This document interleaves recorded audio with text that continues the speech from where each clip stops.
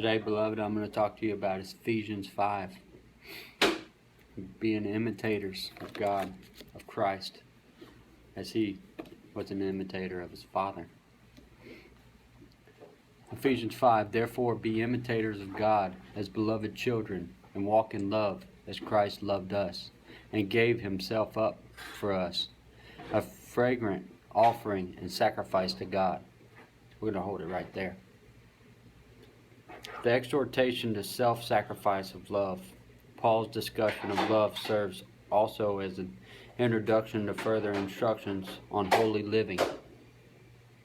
Being imitators. Verses 3 through 20, believers are to imitate God's holiness in all of their conduct. They are to be like Him, not as slaves trying to earn a wage, but as children and beloved children at that. Loved, the past tense, does not suggest that Christ has stopped loving us, but only that when He gave Himself up for us, it was for the supreme act of His love. John 15:13 says, greater love has no one than this, that someone lay down His life for His friends. Jesus laid down His life for us.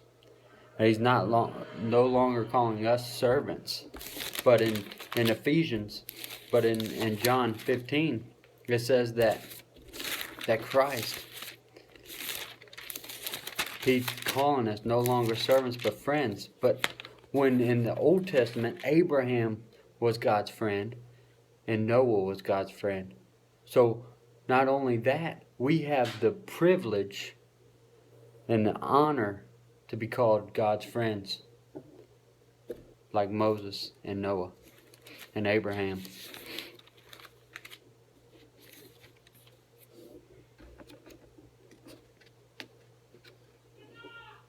It says, greater love has no one than this, that someone lay down his life for his friends.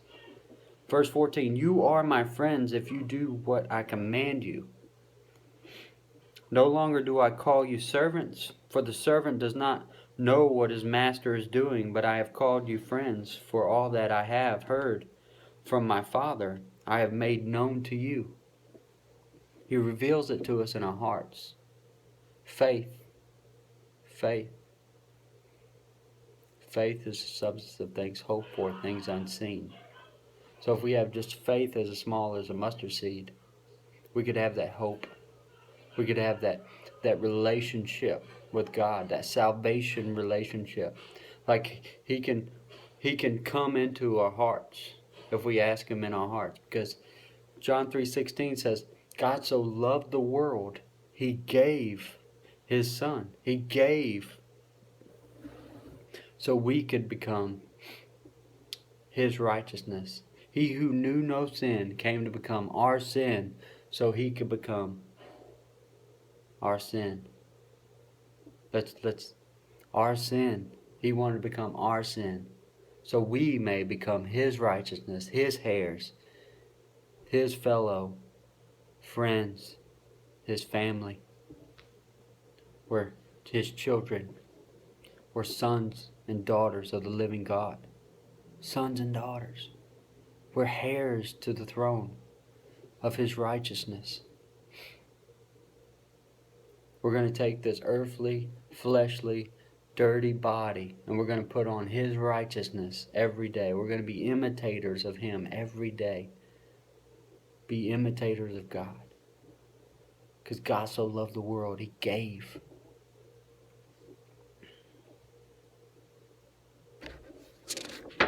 You did not choose me, but I have chose you and appointed you. So He didn't choose us. We didn't choose Him. Like when we got saved, we didn't choose Him. He called us out. And we had the choice to answer the call. To answer the relationship.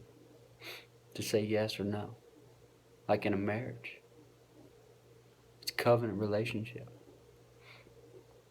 He says, I've chose you and appointed you that you should go and bear fruit. And that your fruit should abide. John 15. the vine dresser, so that whatever you ask the Father in my name, he may give it to you. These things I command you, so that you will love one another. Let you love one another, that your joy may be full today. Beloved, if you don't know Christ, or if you are searching to be a better man of God or a woman of God, you are no longer called servants, but you are called his friend, because we are friends of God. So today, let us abide in him, abide in us, and let us share the love. Let us share that love with our fellow brethren, our fellow friend, or a co-worker. Let us share that love. Let us share the love of Christ, that he may abide in us and we may abide in him, so we can bear much fruit and we can see the wonderful works of God be displayed all throughout the earth, all throughout the world. Let the salvation of God arise in our hearts. Let it burn for us daily. Let us burn for him daily in our quiet time, in our secret place. Let us pray to work when we go to work. If you work a 40-hour week, beloved, you pray to work.